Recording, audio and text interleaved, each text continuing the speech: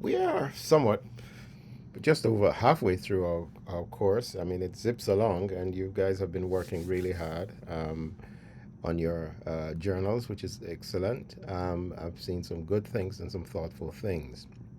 Um, for the next couple of days, we're looking at James Baldwin, and we'll be looking at his short story, which is frankly a novella length story called Sonny's Blues.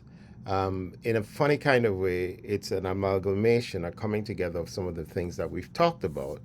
And of course, in the second part of this series on Sonny's Blues, we'll look more specifically at the music and the way he uses music. Because of course it's called the blues, which is one thing, and as you know from the story, it focuses in to a large extent with some variations and complications on the issue of jazz. And it's an interesting study in understanding the history and the background of jazz and contemporaneous to the time the story is set. Um, it's a very interesting way that Baldwin looks at jazz. Let's talk a little bit about Baldwin to start off. James Baldwin was born in 1924, so in fact, this is his centenary year. And there are many celebrations that are taking place around James Baldwin. There are a couple of books that are being published, some revisiting his essays, some revisiting some of his novels and re-releasing his novels. Baldwin grew up in Harlem, and he grew up in a very interesting time he began really his life. If there was anything that was occupying him, he was a child preacher, and became quite famous as a child preacher. He came from a family where his father was a minister, and he grew up. He had siblings. He grew up in in what, in retrospect, one could call a certain level of poverty, but it wasn't. I mean, he grew up in a family that valued education and certainly valued the literacy and the understanding of literacy. But he grew up in a very spiritual space, and in that spiritual space, Baldwin spent a lot of his early youth as a preacher, as a voice that would preach the gospel. Eventually, Baldwin will step away from that, explaining that somehow he couldn't reconcile sometimes things that were hypocritical about the church and that was happening.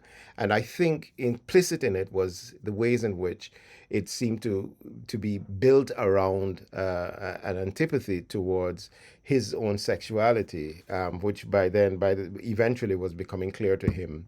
As you know, Baldwin was a gay man, and while not explicitly out, because that was not common at that time, he was known to be out, and I don't think there was any mystery about it.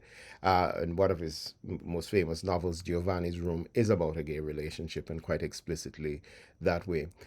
Baldwin grew up as a interesting child, precocious and smart, and went to school. He went to a mixed race school. This is in New York City, and was very successful as a student. To the extent that eventually, at the end of his time at school, he got a lot of recommendations to be a writer. He wrote poetry and so on, and to be a writer. Quite simply, Baldwin, right after leaving high school, became a man devoted to writing. He was supported because, of course, he was emerging in the latter part of at the tail end of the Harlem Renaissance. But there was a lot of interest in young, talented writers and young, talented black writers. And he was encouraged by then quite famous writer, Richard Wright, whose work we've looked at, and was able to get some funding support so that he could develop this novel that he was working on and start writing his novel. Over the years, Baldwin would have published several novels. He would have published several books of essays. He would have published several plays. And Baldwin was an incredibly successful writer. In the 1960s, Baldwin became very much involved in the civil rights movement. And you can find all the evidence of his brilliant thinking and his brilliant conscience filled and fruitful engagement with racism in America. And it's really worth looking at some of his speeches, some of the debates that he became involved in. He was on television a lot. He did lectures all over the world, really addressing the issue of race, and took to risks. He went down to the South, was part of the march in the South, protesting with Martin Luther King, and protesting with many people. He was very close friends with Maya Angelou, and a number of other artists, and was, of course, part of the New York scene.